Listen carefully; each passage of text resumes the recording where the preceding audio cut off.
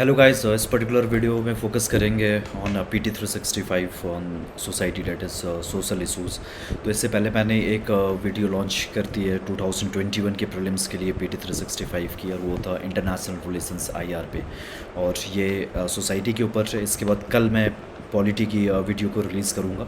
उसके बाद जो 3 इंपॉर्टेंट सेक्शंस बचते हैं, डेट इज़ टेक्नोलॉजी, इन्वायरमेंट और इकोनॉमी, उसको रिलीज़ करूँगा। सबसे पहले इन्वायरमेंट को करूँगा, फिर टेक्नोलॉजी को, फिर इकोनॉमी को। तो आज ये रहा सोसाइटी का, फिर आएगा पॉलिटी का, उसके बाद फिर इन्वायरमेंट का, फिर इकोनॉमी और टेक्नोलॉजी का।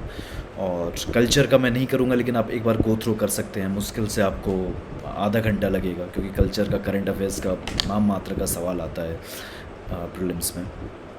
और उसके अलावा एक गवर्नमेंट स्कीम्स का भी रिलीज़ होता है PT365, तो वो आपको खुद से ही करना होगा, क्योंकि काफ़ी बड़ा डॉक्यूमेंट होता है। तो उसमें कौन सी स्कीम है, किस मिनिस्ट्री की है, मिनिस्ट्री काफ़ी इंपॉर्टेंट होती है। और उसके अलावा कौन सा बेनिफिशियरी है, क्या मेन डेटा है उस पर्टिकुलर स्कीम से रिलेटेड, कौन इम्प्लीमेंट कर रहा है, क्या मेन फोकस एरिया है, ये सब बेसिक एस्पेक्ट आपको पता होनी चाहिए। और ये PT365 के अलावा उसके बाद मैं देखूंगा और भी पर्टिकुलर वीडियोस को मैं लॉन्च करूंगा। जैसे इंपॉर्टेंट एस्पेक्ट, जैसे मैं सोच रहा हूँ कि एक तो कि अगर आपका स्कोर 80-90 के आसपास आ रहा है, और उसके अलावा आपको 15 या 20 मार्क्स से आपको स्कोर बढ़ाना है, तो कुछ आप स्ट्रेटजी अडॉप्ट कर सकते हैं। वो क्या हो सकती है, तो उससे रिलेटेड एक वीडियो मैं लॉन्च करूँगा। उसके अलावा 2016 से लेके 2020 तक ये 5 साल के पेपर ऑलरेडी आपको वीडियोस मिल जाएगी। मैंने पहले इसी चैनल पे डिस्कस कर रखा है, लेकिन उसको फिर से डिस्कस करूँगा कि आपको एक नया तरीका मिल सके कि लेट्स से अगर आपको नहीं पता होता, या विथ हाफ नॉलेज आप कैसे सवाल को सही कर सकते हैं प्रीलिम्स में। और उसके अलावा कुछ जो इम्पोर्टेंट एस्पेक्ट्स हैं जो हर साल आते हैं, जैसे नेशनल पार्क्स हो गया, प्रोटेक्टेड एरियाज़ हो गया, कुछ कुछ इन्वायरमेंट के टॉपिक्स जैसे इंपॉर्टेंट स्पीसीज़, और उसके अलावा जैनिज़्म, बुद्धिज़्म, जो जो कुछ इंपॉर्टेंट टॉपिक्स हैं जो रिपीटेटिव हैं, तो उसको भी मैं वीडियोस में कवर करूँगा। जितना टाइम मिल सकता है तो उसके मुताबिक देखेंगे। तो पहले PT365 को कवर कर लूँगा, और प्रीवियस ईयर क्वेश्चन पेपर 5 साल के मैं डिस्कस करूँगा ही करूँगा। और उसके अलावा मैं देखता हूँ जितना टाइम मिल पाएगा तो उसके मुताबिक करूँगा। और आने वाले 1-2 वीडियो में आपको बता दूँगा कि PT365 के बाद मैं क्या डिस्कस करूँगा। तो PT365 की जो 6 वीडियो होगी, 6 जो मेन सेक्शंस है, वो आने वाले 10 दिन के भीतर मैं कंप्लीट कर दूंगा। और उसके अलावा आपको ये चैनल, आपको अगर अच्छा लग रहा है या फिर कुछ सीखने को मिल रहा है, तो डेफ़िनेटली आप इस चैनल को सब्सक्राइब करें। और उसके अलावा आपको कुछ भी डाउट है स्पेसिफिक, काफ़ी अगर स्पेसिफिक डाउट है तो आप मेरे को इंस्टाग्राम हैंडल पे मैसेज कर सकते हैं। अगर स्पेसिफिक डाउट होगा तो मैं आपको डेफ़िनेटली रिप्लाई करूँगा। उसके अलावा मेरा एक टेलीग्राम चैनल भी है, तो इंस्टाग्राम और टेलीग्राम चैनल का लिंक मेरे डिस्क्रिप्शन बॉक्स में आपको मिल जाएगा। तो टेलीग्राम चैनल पे मैं हर दिन एक कोई ना कोई एस्पेक्ट, चाहे वो किसी और भी चैनल की वीडियो हो, तो उसको मैं डाल देता हूँ, जो काफ़ी इंपॉर्टेंट होता है रिवीजन एस्पेक्ट से प्रीलिम्स के लिए। तो डेफिनेटली आप टेलीग्राम चैनल को भी आप फॉलो कर सकते हैं। और मेरी कुछ PDF या फिर कुछ इंपॉर्टेंट वीडियोस हर दिन मैं एक वहाँ पे डाल दूंगा, तो डेफिनेटली आपके प्रीलिम्स के प्रिपरेशन के लिए काफ़ी बेनिफिशियल होगा। तो आज का स्टार्ट करते हैं PT365 ऑफ सोसाइटी। तो पहला जो टॉपिक है, that is on women and child. तो जो जो इम्पोर्टेंट एस्पेक्ट है, और फिर अगर आप PT365 को पढ़ रहे हैं तो जो डायग्राम्स है या फिर कुछ बॉक्स में कुछ अगर डेटा है तो वो थोड़ा इंपॉर्टेंट होता है, और बाद बाकी अगर कुछ बोल्ड में लिखा हुआ है तो वो ज़्यादा इंपॉर्टेंट होता है। तो अगर आप खुद से भी पढ़ रहे हैं तो आप इसी एंगल से आप पढ़िएगा। और इस पिछले बार से इस बार का ज़्यादा इलस्ट्रेटिव बना दिया गया है PT365, इन द सेंस कि काफ़ी डायग्राम्स वगैरह डाल दिए गए हैं कि आप ना भी पढ़े तो आपके लिए डायग्राम्स देख के आपको पूरा थीम समझ में आ जाएगा। तब ये वुमेन्स एंड चाइल्ड हेल्थ से रिलेटेड कुछ कुछ जो इंपॉर्टेंट डेटा है वो आपको पता होना चाहिए। जैसे IMR अभी कंट्री में अब हो चुका है 32, न्यू नेटल मोर्टलिटी रेट हो चुका है 22। तो ये सब डेटा, MMR हो चुका है 113। तो ये सब डेटा आपको रफली पता होना चाहिए, मेंस इंटरव्यू में आपको कोट करने में काम आएगा। और ये दोनों तो आपको पता होगा। न्यू नेटल मोर्टलिटी रेट जो होता है, that is probability of dying before 28 days after birth. उसके अलावा सेक्स रेशियो एट बर्थ, ये in terms of number of males पर फीमेल के टर्म्स में है, तो ये 1012 है। नंबर ऑफ फीमेल्स पर मेल में अगर करेंगे तो वो 919 है एज़ पर 2011 सेंसस। TFR अभी हम लोग का 2.2 पहुंच चुका है, और 2.1 को मानते हैं replacement level of fertility rate. उसके अलावा एक नया इनिशिएटिव है that is called the Suman initiative. इसमें क्या है कि मिनिस्ट्री ऑफ हेल्थ और फैमिली वेलफेयर ने इस इनिशिएटिव को लॉन्च किया गया है, और इसमें मैटरनल और न्यूबॉर्न डेथ्स को जीरो करने का मतलब टारगेट रखा गया है, मतलब रिड्यूस करने का टारगेट रखा गया। तो मेजर जो फोकस है इस पर्टिकुलर स्कीम का वो रिप्रोडक्टिव हेल्थ केयर से रिलेटेड है। तो कौन सी मिनिस्ट्री या मेन टारगेट क्या है वो आपको पता होना चाहिए, मेन फोकस एरिया। उसके अलावा कुछ ये नई स्कीम है तो डेफिनेटली आप डिटेल में जा सकते हैं। तो ये जो पहला 5 पॉइंट है आप पढ़ सकते हैं। अब मैं डिटेल में नहीं कवर कर रहा हूँ, आप इसको मार्क कर सकते हैं अपने डॉक्यूमेंट पे। उसके अलावा वुमेंस एजुकेशन में कुछ कुछ इंपॉर्टेंट एस्पेक्ट है यहाँ पे, कि कुछ कुछ चीज़ें आपको जो बिलीव नहीं होंगी वो ऐसी हैं कि 40% of the graduates are women, female constitute रफली 48% of the total enrolment in higher education, और GER of females is higher in girls than that of boys in higher education. तो ये चीज़ आपको बिलीव नहीं होगी, लेकिन ये आपको ये सच्चाई है। तो डेफिनेटली ये प्रीलिम्स में एज ए फैक्ट आ सकता है, लेकिन आपको लगेगा गलत है, लेकिन वो सही होगा। तो ये आपको पता होना चाहिए। उसके अलावा भी न्यूज़ में इसलिए था क्योंकि DST that is department of science and technology और IBM ने मिलके कुछ कोलैबोरेशन लॉन्च किया है स्टेम से रिलेटेड अमॉन्ग स्टूडेंट्स। स्टेम हो गया science technology engineering and mathematics. तो ये ज़्यादा इंपॉर्टेंट नहीं है, बस आपको एक ये यहाँ पे टिडबिट इंपॉर्टेंट है कि वुमेन एंटरप्रेन्योरशिप एंड एम्पावरमेंट, ये एक इनिशिएटिव है जो लॉन्च किया गया IIT दिल्ली और DST ने साथ मिलके। उसके अलावा वुमेन का पार्टिसिपेशन रिसर्च में प्रमोट करने के लिए गवर्नमेंट की कुछ कुछ स्कीम्स है, जैसे DST की विज्ञान ज्योति स्कीम है। उसके अलावा एक किरण स्कीम है, वो कहाँ पे दिया हुआ है, वो यहाँ पे रहा। और साइंस टेक्नोलॉजी पॉलिसी भी 2020 में लॉन्च हो चुकी है। इससे पहले जो पॉलिसी थी वो 2013 की। तो डायरेक्ट एक सवाल भी आ सकता है साइंस एंड टेक्नोलॉजी पॉलिसी 2020 का क्रिटिकल एनालिसिस करने के लिए। तो आपको साइंस एंड टेक्नोलॉजी पॉलिसी 2020 के बारे में इंपॉर्टेंट एस्पेक्ट्स आपको पता होनी चाहिए मेंस के पर्सपेक्टिव से। अब फोकस एरियाज़ क्या क्या है। पहली बात तो इंडिया में रिसर्च पे जो फंडिंग मिलती है तो डैट इज़ रफली around 0.6% of GDP, including both the government funding and the private funding. तो उसको बढ़ाने की बात की गई है कि it should be at least 2% of GDP। उसके अलावा ग्राउंड लेवल इनोवेशन प्रमोट करने की बात की गई है। उसके अलावा चिल्ड्रन में भी इनोवेशन और IPR प्रोटेक्शन की भी बात की गई है। उसके अलावा विलेज लेवल एंटरप्रेन्योरशिप की बात की गई है। Involvement of women in science career की भी बात की गई है। और जैसे वुमेन का इन्वॉल्वमेंट बढ़ाने के लिए कुछ कुछ गवर्नमेंट की स्कीम्स है, जैसे किरण स्कीम है। उसके अलावा एक क्यूरी स्कीम है। उसके अलावा एक बायो केयर स्कीम है, वो यहाँ पे रही है, वो डिपार्टमेंट ऑफ बायोटेक्नोलॉजी ने लॉन्च किया है, वो बायोटेक्नोलॉजी से रिलेटेड है। और उड़ान स्कीम है मिनिस्ट्री ऑफ एजुकेशन की, in order to enhance the enrolment ratio of girls in engineering colleges. उसके अलावा एक गति भी एक स्कीम है, DST के अंदर आती है।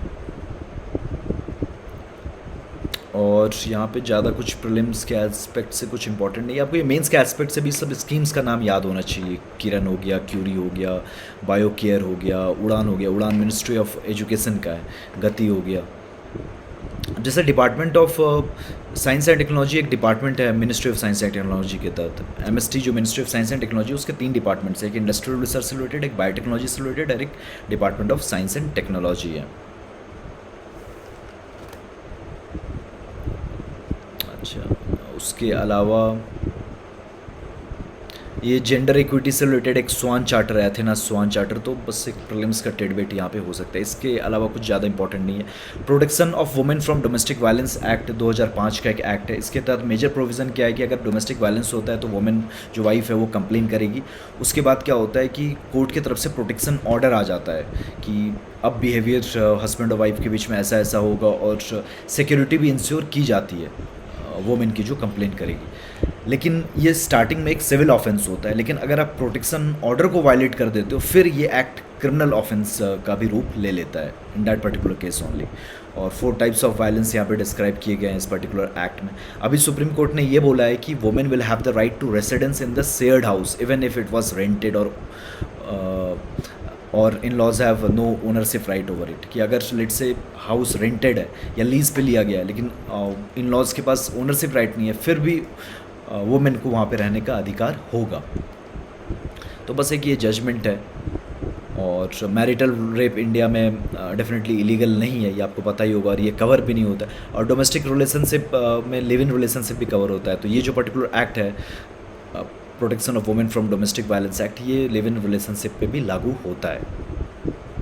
उसके अलावा सेक्सुअल हैरेसमेंट से रिलेटेड एक एक्ट है, वो आपको पता होगा 2013 का एक्ट। उसमें मेजर प्रोविजंस क्या क्या हैं कि हर ऑर्गेनाइजेशन में जिसमें 10 से ज़्यादा एम्प्लॉई है, वहाँ पे एक इंटरनल कंप्लेंट्स कमेटी बैठेगी, और जिसका काम होगा वुमेन की सारी सेक्सुअल हैरेसमेंट से रिलेटेड कंप्लेंट्स को सुनना। और जहाँ पे 10 से कम नंबर ऑफ़ एम्प्लॉयज़ है, तो वैसे ऑर्गेनाइजेशन के लिए एक लोकल कंप्लेंट्स कमेटी होगी, जिसका जनरली हेड डिस्ट्रिक्ट मजिस्ट्रेट होता है। तो वो सारे कंप्लेंट्स को सुनेगा, वो कमेटी सुनेगा, जिसका हेड डीएम होता है।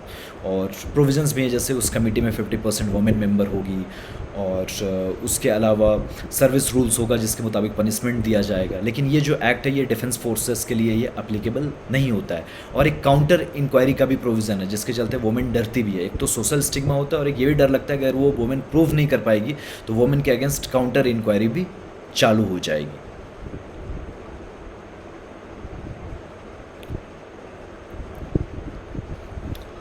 और उसके अलावा अब ये national consultation on the review of Beijing plus 25 है। अब बीजिंग प्लस 25 क्या है कि 1995 में एक बीजिंग डिक्लेरेशन साइन किया गया था, that was related to gender empowerment. और उसके 25 साल हो गए, तो उसमें जो टारगेट्स थे उसको इंडिया ने कैसा अचीव किया, तो उससे रिलेटेड ये नेशनल कंसल्टेशन है। और ये कौन से मिनिस्ट्री एसोसिएटेड है? Ministry of women and child development. अब इस डिक्लेरेशन की अगर बात करें, तो इस डिक्लेरेशन के तहत टोटल 12 टारगेट्स सेट किए गए थे। अब वो क्या क्या थे तो काफ़ी फैक्चुअल होगा, वो अब जानने की ज़रूरत नहीं है। और ये लीगली बाइंडिंग डॉक्यूमेंट नहीं है। और हाल में ही ये सब ऐड करने की बात की गई है, चाइल्ड मैरिज को रोकने के बारे में, फीमेल इन्फेंटिसाइड, जेनिटल म्यूटिलेशन और prenatal sex selection. Genital mutilation आपको पता होगा कि जो न्यूली बॉर्न फीमेल होती है उसमें किया जाता है। एक पर्टिकुलर मुस्लिम कम्युनिटी होती है, दाऊदी बोहरा कम्युनिटी, वो पर्टिकुलर इसो न्यूज़ में भी आया था आज से 1-2 साल पहले।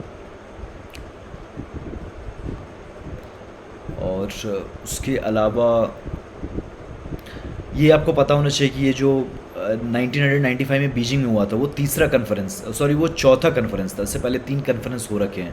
पहला हुआ था मेक्सिको सिटी 1975 में, दूसरा कोपेनहेगन में हुआ था, तीसरा नायरोबी में हुआ था। अब तीनों को जगह नहीं याद होना चाहिए, बस आपको पता होना चाहिए कि ये चौथा, और इससे पहले भी 3 हो रखे हैं। अब ये स्टेटमेंट आ जाए कि ये पहला था, पहला UN commission on the status of women, तो ये गलत होगा, ये चौथा है। उसके अलावा चाइल्ड मैरिज से रिलेटेड क्या है कि अभी गर्ल्स के लिए minimum age in order to marry वो 18 ईयर्स है, एज़ पर द 2006 एक्ट।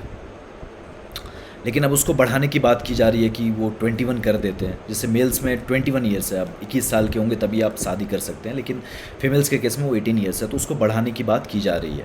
तो एक टास्क फोर्स भी बैठा है, जया जेटली उसको हेड कर रही है। तो प्रीलिम्स के एस्पेक्ट से ये इंपॉर्टेंट टिडबिट हो जाता है। अब चाइल्ड मैरिज को रोकने के लिए इंडिया में काफ़ी लीगल प्रोविजंस है, जैसे prohibition of child marriage act of 2006 और सेक्शन 375 ऑफ IPC भी। अगर 18 साल से कम की लड़की के साथ में अगर कोई सेक्सुअल एक्ट होता है तो वो पीनल ऑफेंस है। उसके अलावा एक पॉक्सो एक्ट भी है सेक्सुअल ऑफेंस रिलेटेड, अगर 18 ईयर से कम है तो ये इन्वॉल्व होगा। और फिर एक स्पेशल मैरिज एक्ट भी है 1954 का। अब ये एक अलग से मैं इंपॉर्टेंट फैक्ट आपको बता देता हूँ कि जैसे अब यहाँ पे इंडिया में यूनिफॉर्म सिविल कोड है नहीं, वो केवल गोवा के केस में पर्टिकुलरली। तो अब यहाँ पे हर रिलीजन्स के अलग अलग कोड्स हैं, सिविल लॉज है। हिंदू का अलग है, मुस्लिम का अलग है, क्रिश्चियंस का अलग है। तो अगर एक मुस्लिम से शादी कर रहा है तो मुस्लिम के जो सिविल लॉ के मुताबिक शादी होगी। हिंदू से शादी कर रहा है तो वो हिंदू के सिविल लॉ के मुताबिक, हिंदू मैरिज एक्ट के मुताबिक शादी होगी।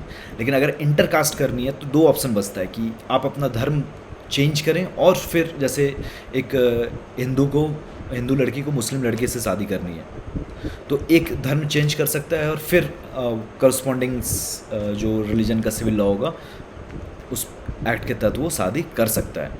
अगर धर्म चेंज नहीं करना है तो उसके लिए इंटरकास्ट मैरिज के लिए स्पेशल मैरिज एक्ट ऑफ 1954 है। लेकिन इसमें दिक्कत क्या होती है कि आपको नोटिस देना पड़ता है डिस्ट्रिक्ट मैरिज ऑफिसर को 30 दिन पहले, और फिर 30 दिन तक ये बात तो फैलेगी पूरी कम्युनिटी में, और फिर काफ़ी दिक्कत हो जाती है इंटरकास्ट मैरिज करने में। तो ये इस एक्ट की खामी है कि ये जो 30 day notice period to a marriage officer of the district है, ये एक थोड़ा सा लीगल हैसल क्रिएट करता है।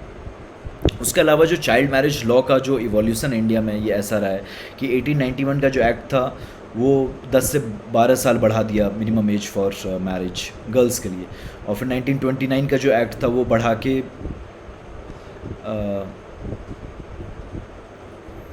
गर्ल्स के लिए 14 कर दिया, बॉयज़ के लिए 18 कर दिया। फिर 1978 का एक्ट आया, वो 21 से 18 कर दिया, बॉयज़ के लिए 21 और गर्ल्स के लिए 18, और वही 2006 के एक्ट में फिर से लागू किया गया। ये जो 1929 का एक्ट है इसको शारदा एक्ट भी कहते हैं। अभी बीसीसीआई में ये इंडियन कैप्टन को पैटर्निटी लीव मिली थी, तो पैटर्निटी लीव का कंसेप्ट भी न्यूज़ में आया था कि जैसे मैटर्निटी लीव मिलती है तो पैटर्निटी लीव क्यों नहीं मिलनी चाहिए। अब इस पे अब ये डिबेट वाला टॉपिक है, ये कोई प्रीलिम्स और मेंस के एंगल से कुछ इंपॉर्टेंट नहीं है। अब चाइल्ड लेबर से रिलेटेड क्या है कि टोटल 8 ILO के कन्वेंसन है, ये 8 कन्वेंसन यहाँ पे दिए गए हैं। इसमें 2 इंडिया साइन नहीं किया है और 6 इंडिया ने साइन कर रखा है। तो कौन साइन नहीं किया, कौन सा कर रखा है, ये आपको थोड़ा पता होना चाहिए। और रिसेंटली 138 और 182 इंडिया ने साइन किया था। 138 रिलेटेड है मिनिमम एज कन्वेंसन से रिलेटेड, और 182 है worst forms of child labour. ये दोनों इंडिया ने रिसेंट में साइन किया था, और फिर फर्दर चाइल्ड लेबर एक्ट में अमेंडमेंट लाया था in order to give legal backing to these 2 conventions in India. और चाइल्ड लेबर से रिलेटेड कुछ इंपॉर्टेंट स्टैट्स आपको अगर मेंस के एंगल से बता दो कि वर्ल्ड के 7.3% चाइल्ड लेबर इंडिया में चाइल्ड लेबर का अगर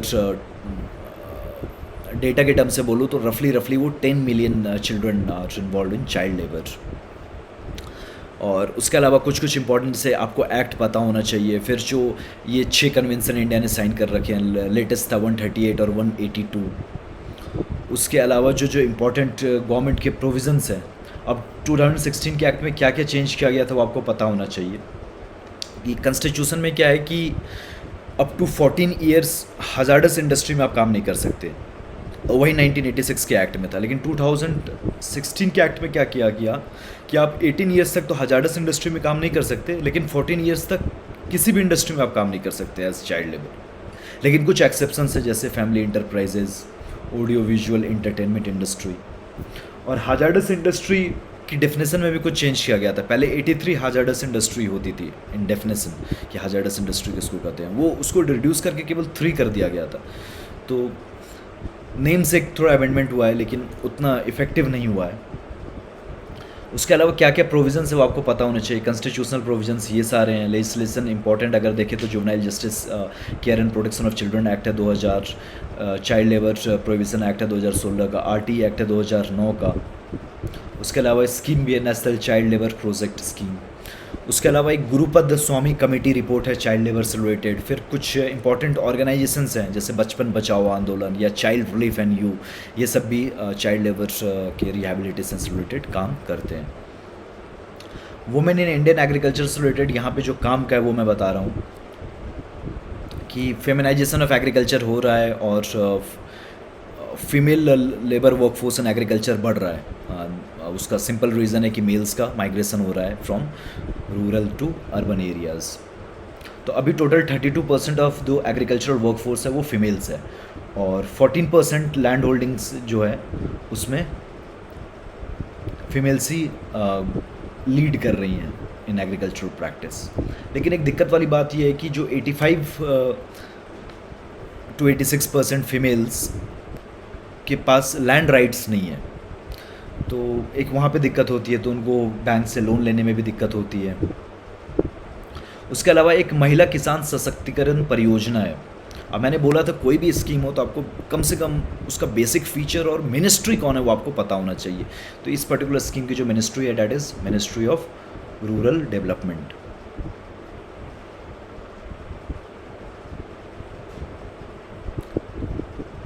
वुमेन इन ट्रेड, ये जो रिपोर्ट है ये वर्ल्ड बैंक और WTO का है। उसके अलावा लॉस्ट एट होम रिपोर्ट जो है ये यूनिसेफ का है। India's first international women's trade centre Kochi में खोला गया। ये मिरर ऑर्डर उतना इम्पोर्टेंट नहीं है, बस आपको यहाँ पे ध्यान ये रखना है कि एक हेग कन्वेंशन है रिगार्डिंग इंटरनेशनल चाइल्ड एब्डक्शन। अब उसमें क्या होता है कि अगर हस्बैंड और वाइफ अलग अलग कंट्री के हैं और उन दोनों में अगर सेपरेशन हो जाता है तो बच्चा किन के पास रहेगा, तो इससे रिलेटेड हेग कन्वेंशन है। और वो कन्वेंशन ये कहता है कि जो बच्चे का हैबिचुअल रेसिडेंस है, मतलब जहाँ पे वो मैक्सिमम टाइम रहा है डेफिनेटली, तो जो पेरेंट वहाँ से बिलोंग करते हैं तो उनके पास जाएगा ये बच्चा। लेकिन इंडिया ने इसको साइन नहीं किया है। मेजर रीज़न क्या है कि ये इंडियन वुमेन के अगेंस्ट हो सकता है, ये मेजर रीज़न रहा है जिसकी वजह से इंडिया ने साइन नहीं किया है। अब ट्रांसजेंडर से रिलेटेड कुछ कुछ इंपॉर्टेंट एस्पेक्ट आपको पता होना चाहिए। अब जैसे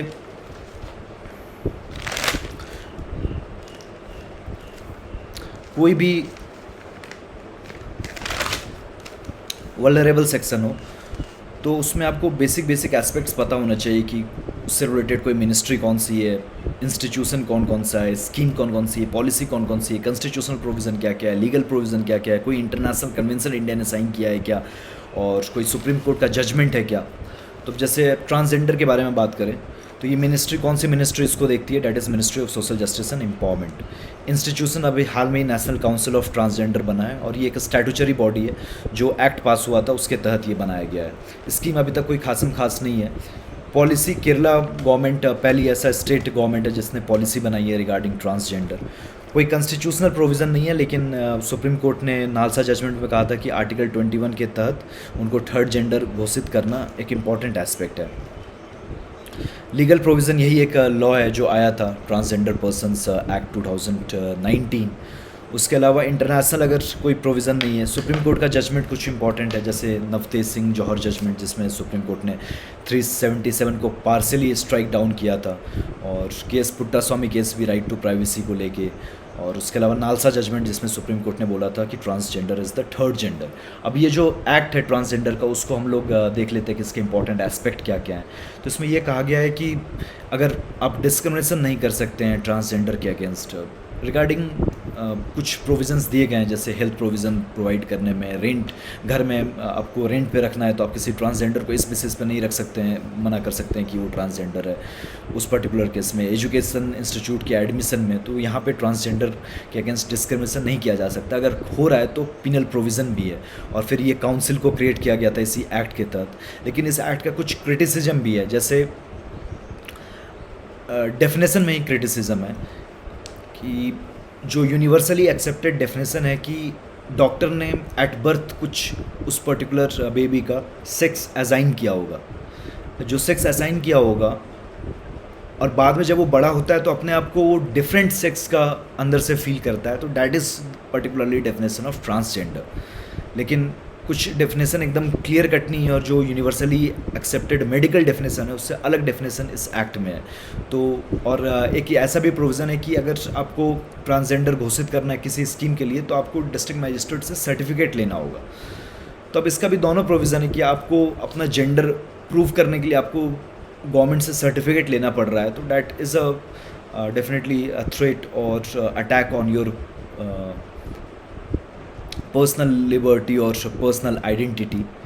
लेकिन एट द सेम टाइम क्या है कि अगर आपको गवर्नमेंट स्कीम्स का प्रोविज़न लेना है तो आप अपने आप को ट्रांसजेंडर घोषित कर दो गलत तरीके से ही, और फिर आप गवर्नमेंट स्कीम्स का फ़ायदा उठाओ। तो उसके लिए कुछ तो एक मापदंड तो तैयार करना होगा, तो जिसके लिए गवर्नमेंट ने सोचा कि सर्टिफिकेट देना उनको एक इम्पॉर्टेंट एस्पेक्ट है, क्योंकि फ्यूचर में गवर्नमेंट भी काफ़ी स्कीम्स लॉन्च करेगी रिगार्डिंग ट्रांसजेंडर।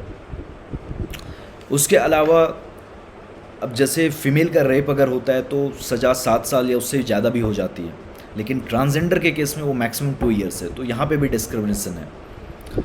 उसके अलावा ये एक्ट साइलेंट है रिगार्डिंग रिजर्वेशन ऑफ ट्रांसजेंडर, या फिर जो ट्रांसजेंडर लोग हैं वो बेकारी की प्रॉब्लम काफ़ी होती है कि वो लोग जनरली इस बिज़नेस में इन्वॉल्व होते हैं, तो उनका रिहेबिलिटेशन कैसे किया जाए उसके भी रिगार्डिंग ये एक्ट साइलेंट है।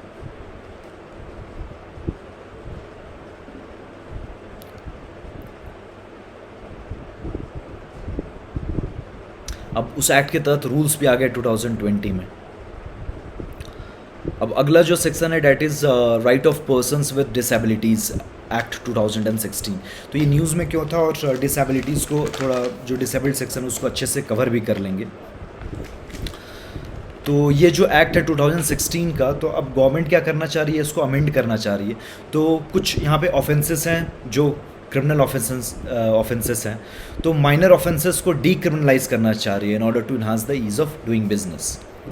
कि कोई झूठा केस कर दे और फिर ये कोर्ट केस में चलता जाए जिसके चलते ease of doing business hamper हो, तो ऐसा ना हो, तो ये गवर्नमेंट का मेन फोकस एरिया है, तो ये कोई मेजर एस्पेक्ट नहीं है। अब उसी तरह ये देख लेते हैं कि सबसे पहले जो लगभग 2.21% ऑफ द पॉपुलेशन जो 2011 सेंसस के मुताबिक डिसेबल्ड है।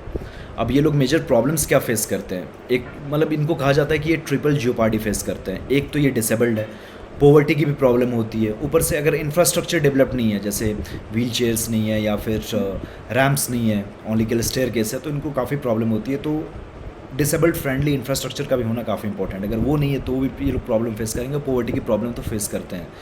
और उसके अलावा डेटा भी उतना एक्यूरेट नहीं है, तो ये सारी प्रॉब्लम होती है डिसेबल्ड से रिलेटेड। अब गवर्नमेंट ने क्या क्या किया, मिनिस्ट्री कौन सी, ministry of social justice and empowerment देखती है इस पर्टिकुलर डिसेबल्ड सेक्शन के एमेलियोरेशन को।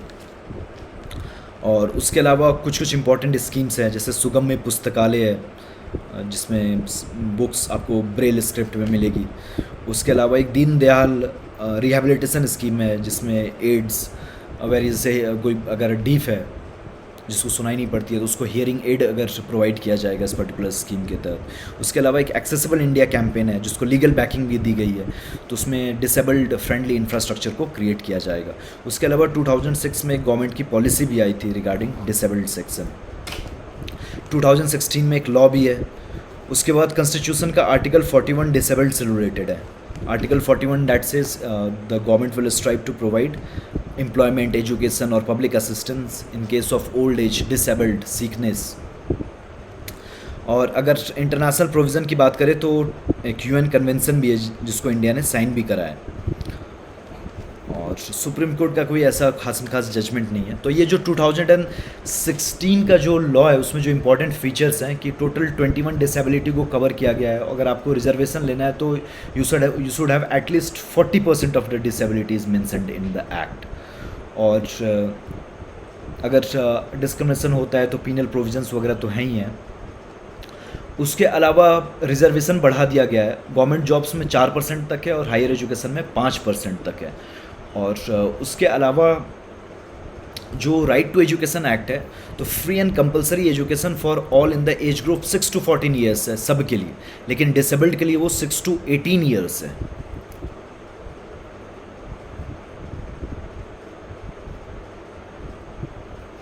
उसके अलावा फर्दर यहाँ शेड्यूल कास्ट के बारे में देखते हैं। तो यहाँ पे क्या है कि ministry of social justice and empowerment ने ये लॉन्च किया Ambedkar social innovation and incubation mission for scheduled cast.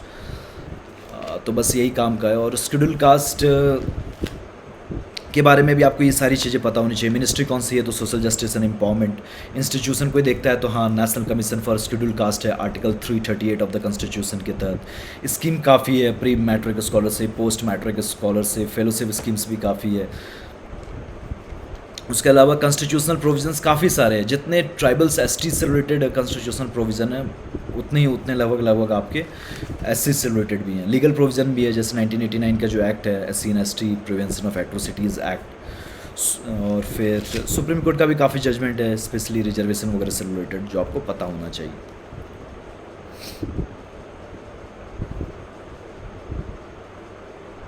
अब शेड्यूल्ड ट्राइब्स से रिलेटेड जो पहले इसमें वो काम का हुआ मैं आपको बता देता हूँ।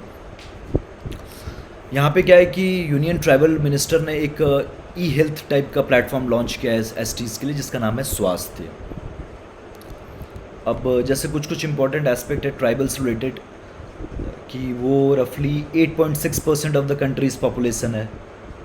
और मध्य प्रदेश में सबसे ज़्यादा ट्राइबल पॉपुलेशन, उसके बाद महाराष्ट्र में, फिर उड़ीसा में, फिर राजस्थान में। और फिर 40% of the tribals live below the poverty line.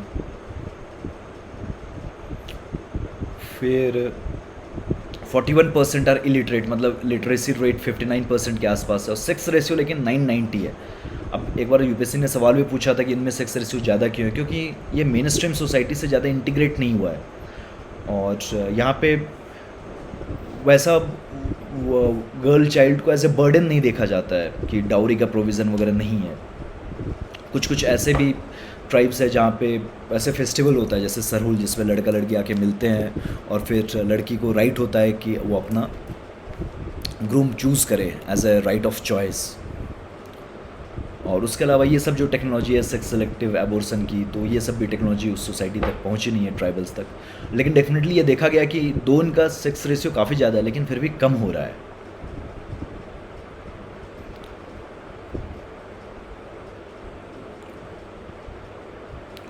उसके अलावा pre matric post matric scholarship वगैरह भी है। उसके बाद ट्राइफेड का कुछ कुछ इंपॉर्टेंट काम है, जैसे ये ट्राइफूड लॉन्च किया है, ये मिनिस्ट्री ऑफ फूड प्रोसेसिंग के साथ मिलके लॉन्च किया है। तो ट्राइफेड का क्या क्या रोल रहा है, ये एक मेंस का भी सवाल हो सकता है। और फिर एक ट्राइब्स इंडिया ई मार्केट प्लेस लॉन्च किया, जिसमें जो NTFPs है तो उसको ऑनलाइन मैकेनिज़्म के थ्रू कैसे बेचा जाए। तो ट्राइफेड ने फ्लिपकार्ट अमेजोन के साथ भी MOU साइन किया है। उसके अलावा एक टेक फॉर ट्राइबल्स स्कीम भी है, जो मिनिस्ट्री ऑफ MSME के साथ मिलके ट्राइफेड डेवलप कर रहा है, जैसे प्रधानमंत्री वंदन योजना, जिसमें वैल्यू एडिशन किया जाएगा NTFP पे, और फिर उसके बाद वो सारे स्किल्स ट्राइबल्स को दी जाएगी, ताकि एक बेटर प्राइस पे NTFP को ट्राइबल्स बेच पाए। एक नमत बसई एक प्रोग्राम है केरला गवर्नमेंट का, that is teaching tribal children in their mother tongue. उसके बाद आपको ये पता होना चाहिए, एक मॉडल एकलव्य रेसिडेंशियल स्कूल है सेकेंडरी एजुकेशन के लिए फॉर द ट्राइबल स्टूडेंट्स। उसके अलावा एक बार मैं रिवाइज करवा दूं, तो मिनिस्ट्री कौन सी है, तो ministry of tribal affairs. Institution कौन सा है, तो national commission for scheduled tribes, article 338A के तहत। स्कीम कौन कौन सी है, तो काफ़ी सारी है, pre matric scholarship, post matric scholarship, district mineral foundation भी है। और फिर उसके अलावा वन बंधु कल्याण योजना में तो सब कुछ आ जाता है, कम होता है, एक अम्ब्रेला स्कीम है। उसके अलावा एक डेवलपमेंट ऑफ PVTGs करके भी एक स्कीम है, जिसमें PVTG को कवर किया जाता है। उसके अलावा ट्राइफेड की तीनों स्कीम्स मैंने बता दी। मॉडल एकलव्य रेसिडेंशियल स्कूल है। एक पॉलिसी की बात करूँ तो पंचशील पॉलिसी है, जो नेहरू के टाइम से फॉलो की जा रही है, और उसमें इंटीग्रेशन पे फोकस किया गया है, in order to integrate the tribal society with the mainstream society. Constitutional provision तो ऑलरेडी मेंस में एक सवाल आ चुका है, तो आपको सारे कॉन्स्टिट्यूशनल प्रोविजंस फिंगर टिप्स पे होने चाहिए, जो ST और SC से रिलेटेड है। Legal provision FRA act, PISA act, उसके अलावा SC and STs prevention of atrocities act. Supreme court का कुछ इंपॉर्टेंट जजमेंट है, जैसे समता जजमेंट है, जो डेफिनेटली ट्राइबल से रिलेटेड है। उसके अलावा एक एल्डरली पॉपुलेशन ऑफ इंडिया, तो अब यहाँ क्या 2020-30 को decade of healthy ageing declare किया गया मिनिस्ट्री ऑफ हेल्थ के द्वारा। तो ज़्यादा कुछ ऐसे खासम खास नहीं है, लेकिन अब कुछ कुछ गवर्नमेंट प्रोविजंस आपको पता होनी चाहिए। मिनिस्ट्री कौन सी है, तो ministry of social justice and empowerment. उसके बाद एक इंटरनेशनल मैकेनिज्म भी है, बीजिंग डिक्लेरेशन इससे रिलेटेड है, सॉरी ब्राज़ीलिया डिक्लेरेशन इससे रिलेटेड है। उसके अलावा कॉन्स्टिट्यूशन का आर्टिकल 41 रिलेटेड है। एक लॉ भी है, that is maintenance of and welfare of parents and senior citizens act of 2007। उसके अलावा 2011 की एक गवर्नमेंट पॉलिसी भी है। और फिर ये सब पॉलिसी मैं इसलिए बता रहा हूँ क्योंकि मेंस के GS पेपर 2 में पॉलिसी नाम का एक टॉपिक है, जिसमें डायरेक्टली पूछा जा सकता है किसी भी सेक्शन ऑफ सोसाइटी से रिलेटेड गवर्नमेंट की क्या पॉलिसी है। तो जनरल पॉलिसी में एक दो एस्पेक्ट छोड़ के, फोकस एरिया छोड़ के, बाद बाकी सारे गवर्नमेंट में पॉलिसी फीचर सेम होगा कि यही NGO के साथ कोऑर्डिनेट करना है, डेटा कलेक्ट करना है, कॉन्स्टेंट इंटरवल्स पे मॉनिटर करना है स्कीम के इम्प्लीमेंटेशन को। तो ये सब कॉमन होगा, तो आपको रटा रटा फिंगर टिप्स पर कॉमन होना चाहिए। Main focus area her particular section of society से रिलेटेड आपको पता होना चाहिए। अब स्कीम कौन कौन सी है, तो ओल्ड एज सेक्शन क्या क्या प्रॉब्लम फेस करते हैं। एक आइसोलेशन फेस करते हैं कि उनको घर वाले बच्चे छोड़ देते हैं, तो उसके लिए एक्ट है maintenance of parents and senior citizens act of 2007। और उसके अलावा फाइनेंशियल इनसिक्योरिटी भी होती है, तो उसके लिए वय वंदना योजना है। और उसके अलावा Indira Gandhi national old age pension scheme है, NSAP के तहत, नेशनल सोशल असिस्टेंस प्रोग्राम के तहत। उसके अलावा अगर कोई डिसेबल्ड है ओल्ड एज, तो उसके लिए राष्ट्रीय वयोश्री योजना है। और उसके अलावा हेल्थ से रिलेटेड IPOP में भी, integrated programme for older persons में भी वो कवर्ड है। और एक NPHC है, national programme for health care of elderly. ये सब आपको पता होना चाहिए।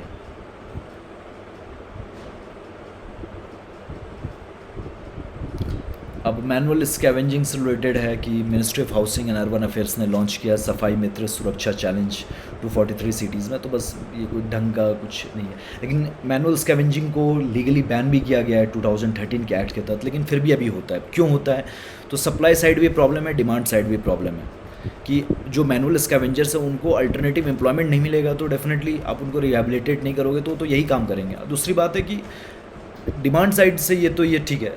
अब सप्लाई साइड में देखो, ड्राई लैट्रिन्स रहेंगे या फिर मैनुअल स्कैवेंजर्स नहीं होंगे तो कौन साफ़ करेगा। आपके पास अगर मैकेनाइज्ड मैकेनिज्म नहीं है, रोबोट्स वगैरह से आप नहीं कर रहे हो, तो फिर ये तो होना ही है। तो यहाँ पे भी प्रॉब्लम है। अब कुछ इंपॉर्टेंट जैसे सिंगापुर वगैरह में क्या किया गया है कि जो मैनुअल स्कैवेंजर्स नहीं, जो सीवियर्स वगैरह में काम करते हैं, जो डेथ होती है, तो उनके जो मिनिमम वेज को बढ़ा दिया गया है, और इन केस ऑफ डेथ काफ़ी हाई कंपेंसेशन भी दिया जाता है। कंपेंसेशन वर्ड नहीं यूज़ करना चाहिए, एक्स ग्रेसिया बोले। सैनिटेशन एक स्टेट सब्जेक्ट है, ये आपको पता होना चाहिए। और फिर ये जो नेशनल कमीशन फॉर सफाई कर्मचारी है, 2004 तक स्टैट्यूटरी बॉडी था, लेकिन अब ये नॉन स्टैट्यूटरी बॉडी है। यूएन ने एक सैनिटेशन हाइजीन फंड बनाया है, बस इतना पता होना चाहिए। मॉडर्न स्लेवरी में क्या क्या आएगा, तो human trafficking, forced labour, bonded labour, early marriage को भी इसमें कवर कर लेते हैं, तो कोई खास ये भी नहीं है। अब सुप्रीम कोर्ट ने एनएचआरसी को बोला है गाइडलाइंस बनाने के लिए बॉन्डेड लेबर से रिलेटेड। अर्बन पुअर है, तो अर्बन पुअर के लिए स्कीम्स क्या क्या, ये आप एक जो ये particular poverty line in India है, तो ये आप डेटा देख सकते हैं कि अर्बन में कितना है, रूरल में कितना है, ऑल इंडिया कितना है, दोनों कमेटी के मुताबिक, तेंदुलकर और रंगराजन के मुताबिक। अब स्कीम्स कौन कौन सी अर्बन पुअर के लिए आप इस पर्टिकुलर बॉक्स में देख सकते हैं। जनरल स्कीम्स है, लेकिन आपको पता होना चाहिए, मेंस के एंगल से भी काम आएगा। गिलेट से आप स्मार्ट सिटी पे सवाल आ रहा है, या फिर अर्बनाइजेशन में जो प्रॉब्लम हो रही है, तो कैसे उसको टैकल किया जा सकता है, तो ये सब स्कीम्स का आप नाम आप अपने आंसर में डाल सकते हैं। अब माइग्रेंट वर्कर्स से रिलेटेड ये न्यूज़ है, अब ज़्यादा कुछ इस पर भी काम का नहीं है जो प्रीलिम्स के एस्पेक्ट से इम्पॉर्टेंट हो। नेशनल एजुकेशन पॉलिसी है, तो उसमें कुछ कुछ इंपॉर्टेंट फीचर्स जो प्रीलिम्स के एंगल से, मेंस के एंगल से तो ऑलरेडी लास्ट ईयर सवाल आ चुका है, तो आप वही सवाल अगर अच्छे से प्रिपेयर कर लें तो मेंस के एंगल से प्रिपेयर हो जाएगा। लेकिन प्रीलिम्स के एंगल से जो कुछ कुछ इंपॉर्टेंट पता होना चाहिए कि 1968 में एजुकेशन पॉलिसी थी, फिर 1986 में आई थी, उसको रिवाइज़ किया गया था 1992 में, फिर उसका 2016 में TSR Subramaniam committee report government को सौंपा गया, जिसको गवर्नमेंट ने रिजेक्ट किया। फिर कस्तूरी रंगन ने कमेटी रिपोर्ट पेश की, जिसको गवर्नमेंट एक्सेप्ट किया, और फिर गवर्नमेंट ने पॉलिसी बनाई। क्या क्या इंपॉर्टेंट फीचर्स है, तो स्कूल लेवल पे क्या है कि 5+3+3+4 का कंसेप्ट लाया गया है, और उसके अलावा प्री स्कूल पे भी फोकस किया जाएगा। और हायर एजुकेशन में देखा जाए तो higher education commission of India है, इकाई बॉडी बनाई गई। GR का जो टारगेट है ग्रॉस एनरोलमेंट रेशियो को 50% करना हायर एजुकेशन में बाय 2035। मल्टी डिसिप्लिनरी यूनिवर्सिटी पे फोकस दिया गया है। 4 ईयर अंडर ग्रेजुएट प्रोग्राम होगा, जिसमें आपके पास मल्टीपल एग्जिट ऑप्शन होगा। उसके अलावा फॉरेन यूनिवर्सिटी को भी इंडिया में आने के लिए अलाउ कर दिया गया है। उसके अलावा कहा जा रहा है कि GDP का 6% तक स्पेंड करना है एजुकेशन पे, ये टारगेट है। उसके अलावा टेक्नोलॉजी पे भी फोकस दिया गया है, जैसे MOOCs वगैरह जो प्रोग्राम होते हैं, मैसिव ओपन ऑनलाइन कोर्सेज, इन सब पे भी फोकस दिया गया है। उसके अलावा मदर टंग और 3 language teaching in mother tongue specially in primary education पे भी फोकस है, और 3 लैंग्वेज फार्मूला पे फोकस दिया गया है। ये देख सकते हैं कि 100% GER का टारगेट है प्री स्कूल से लेकर सेकेंडरी लेवल तक, और tertiary that is higher education में 50% बाय 2035। तो यहाँ पे जो 100% है बाय 2030 है, ये 50% बाय 2035 है, तो जो ईयर है दोनों में अलग अलग है, कंफ्यूज नहीं होना है। स्टार्स प्रोजेक्ट ये नेशनल एजुकेशन पॉलिसी के तहत ही लाया गया है। इसमें एक नेशनल लेवल पे भी कंपोनेंट होगा, स्टेट लेवल पे भी कंपोनेंट होगा। बस आप ये बॉक्स को पढ़ लेंगे, ये काफ़ी होगा। हाँ, prime minister research fellowship scheme दी जाएगी अगर आप PhD कर रहे हैं और रिसर्च में इंटरेस्टेड हैं, तो ये सब कंडीशन है, तभी आप इस पर्टिकुलर स्कीम के तहत अप्लाई कर सकते हैं। ये मौलाना आज़ाद नेशनल फेलोशिप स्कीम जो है, ये माइनॉरिटीज़ के लिए, ऐसा नहीं है कि केवल मुस्लिम के लिए। अब ये असर ये जो रिपोर्ट है, ये प्रथम NGO पेश करता है, और असर सर्वे जो है प्रथम करता है, और जो नेशनल अचीवमेंट सर्वे ये NCERT करता है। दोनों में डिफरेंस इस पर्टिकुलर बॉक्स में दिया गया, तो इसको आप डिटेल में कर सकते हैं। जैसे असर जो है ये सिटीजन लेड है, लेकिन ये जो है ये प्रथम करता है, ये NCERT करता है। ये हाउस होल्ड सर्वे है, ये स्कूल बेस्ड सर्वे है। ये पेन पेपर टेस्ट है, ये ऑरल टेस्ट होता है। यहाँ पे आपको देखेंगे जो प्रथम जो करता है वो सारे चिल्ड्रन को कवर करता है, वेदर इन स्कूल और आउट ऑफ स्कूल। ये केवल स्कूल में कवर करेगा। ये वाइडर वैरायटी कवर करता है, ये फाउंडेशनल स्किल्स पे फोकस करता है। और प्रथम केवल रूरल एरियाज़ में करता है, ये सारे एरियाज़ में करता है। Global education monitoring report UNESCO का है, इसके अलावा कुछ काम का नहीं है। अब ये इंस्टीट्यूट ऑफ एमिनेंस स्कीम है, जिसके तहत क्या है कि 10 प्राइवेट और 10 गवर्नमेंट इंस्टीट्यूट को इंस्टीट्यूशन ऑफ एमिनेंस डिक्लेयर किया जाएगा, और उनको ज़्यादा ऑटोनॉमी होगी इन डिसाइडिंग देयर फीस, या in deciding their admission criteria, या फिर in deciding their curriculum and method of assessment. उसके अलावा गवर्नमेंट जो 10 सेलेक्टेड गवर्नमेंट इंस्टीट्यूशन होंगे, उसमें गवर्नमेंट 1000 करोड़ रुपीज़ तक फंडिंग भी करेगी। उसके अलावा इन लोगों के पास ज़्यादा राइट होगा कि कितने इंटरनेशनल स्टूडेंट्स को एडमिशन देना है, या फिर कितने फॉरेन फैकल्टी को रखना है। टारगेट है कि इंडिया में ज़्यादा इंस्टीट्यूट हो जो क्यूएस रैंकिंग के टॉप 500 में आते हों।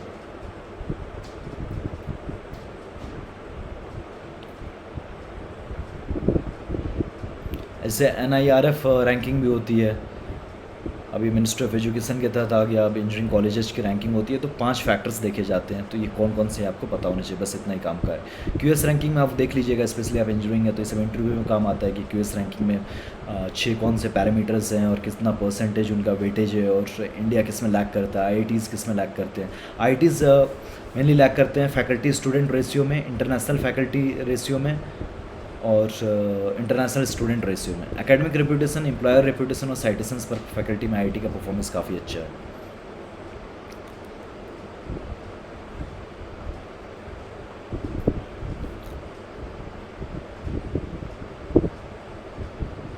इतने यूनिवर्सिटी और इतने college they are not accredited in India, बस इतने काम का है, कुछ खास नहीं। निष्ठा पोर्टल जो है वो टीचर ट्रेनिंग से रिलेटेड है। नेशनल डिजिटल हेल्थ मिशन, इसको आप खुद से एक बार रीड कर लीजिएगा कि इसमें डिजी डॉक्टर, हेल्थ ID, ये सब चीज़ें हैं, लेकिन ज़्यादा ये भी काम का नहीं है। बस आपको बस एक बार रीड कर लेंगे तो आपको याद रहेगा, लेकिन ज़्यादा फैक्चुअली है, कुछ इंपॉर्टेंट एस्पेक्ट समझने के लिए नहीं है, तो बस आप एक बार रीड कर लीजिएगा इसको। कोविड-19 एंड मेंटल हेल्थ भी कुछ काम का नहीं है। ड्रग एब्यूज़ इन इंडिया, तो अब बस आपको इतना पता होना चाहिए, गोल्डन क्रेसेंट, गोल्डन ट्रायंगल के बारे में पता होगा, कौन कौन कंट्रीज़ कवर होते हैं ये आपको पता होना चाहिए, बस इतना ही है।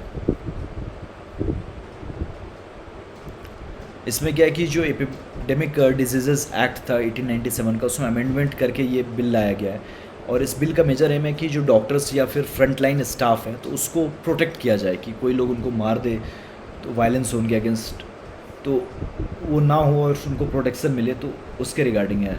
और उनके अगेंस्ट कुछ भी अगर ऑफेंस या वायलेंस होता है तो वो पनिशेबल होगा with imprisonment depending on the nature of attack. Health in India report MoSPI ने जनरेट किया है, बस ये काम का है।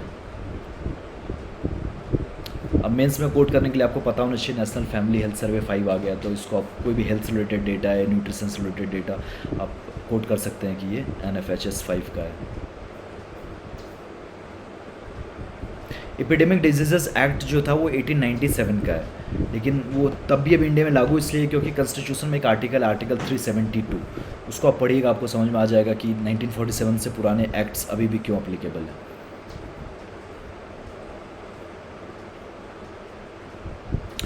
ग्लोबल हंगर इंडेक्स में इंडिया का रैंक 94 है। अब इसमें जो पैरामीटर्स है वो 4 पैरामीटर हैं।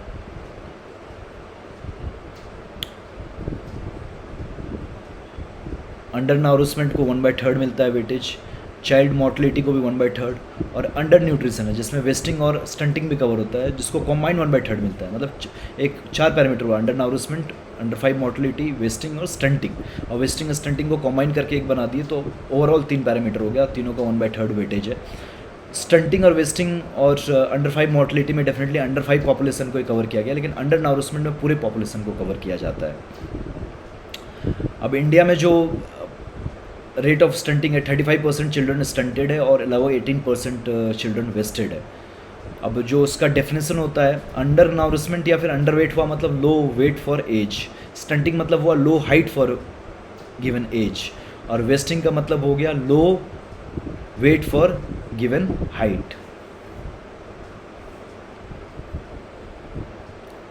ग्लोबल न्यूट्रिशन रिपोर्ट कुछ काम का नहीं है। इंपॉर्टेंट रिपोर्ट्स आप एक बार देख लीजिएगा कौन इसको पब्लिश करता है, क्योंकि एक सवाल आता ही आता है मेंस में, सॉरी प्रीलिम्स में UPSC के द्वारा।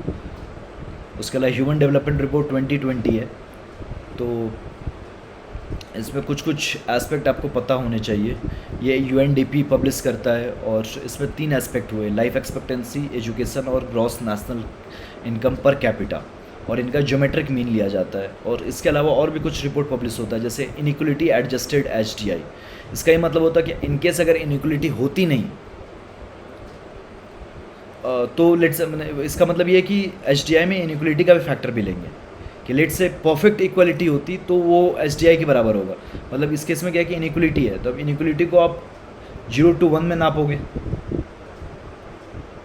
तो लेट से अगर 100% इक्वलिटी है तो जो आपका इनइक्वलिटी एडजस्टेड एचडीआई होगा वो एचडीआई के बराबर होगा। लेकिन अब इनइक्वलिटी है समाज में, तो उस केस में क्या होगा कि आईएसडीआई जो है वो एचडीआई से छोटा ही होगा। वैसे ही कंसेप्ट है प्लानिटरी प्रेशर से एडजस्टेड एचडीआई का। उसके अलावा जेंडर डेवलपमेंट रिपोर्ट और जेंडर इनइक्वलिटी इंडेक्स भी पब्लिश किया जाता है। मल्टी डायमेंशनल पॉवर्टी इंडेक्स को भी पब्लिश किया जाता है। Human capital index world bank publish करता है। Global multi dimensional poverty index ये पब्लिश तो यूएनडीपी करता है। तो इंडिया में जो पहले 52% था, अब लगभग 27.5% है, लगभग हाफ हो चुका है इंडिया में मल्टी डायमेंशनल पॉवर्टी। ये सब डेटा आप कोट कर सकते हैं मेंस के आंसर में। और लास्ट ईयर मेंस में मल्टी डायमेंशनल पॉवर्टी इंडेक्स पर सवाल भी पूछा गया था। यहाँ पे टोटल ओवरऑल 3 पैरामीटर है, लेकिन टोटल 10 पैरामीटर्स है। 10 पैरामीटर्स कौन है आपको पता होने चाहिए।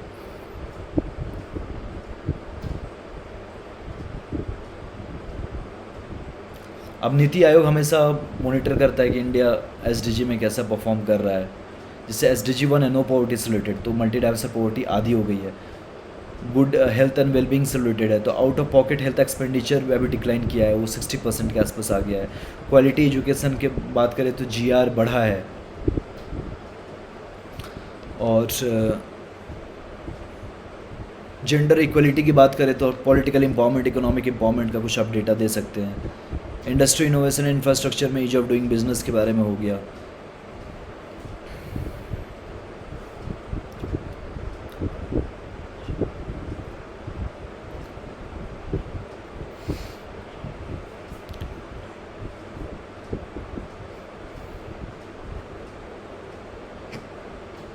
अब ये सब रिपोर्ट्स के बारे में भी आप देख सकते हैं खुद से कि कौन पब्लिश करता है, बस इतना ही पता होना चाहिए।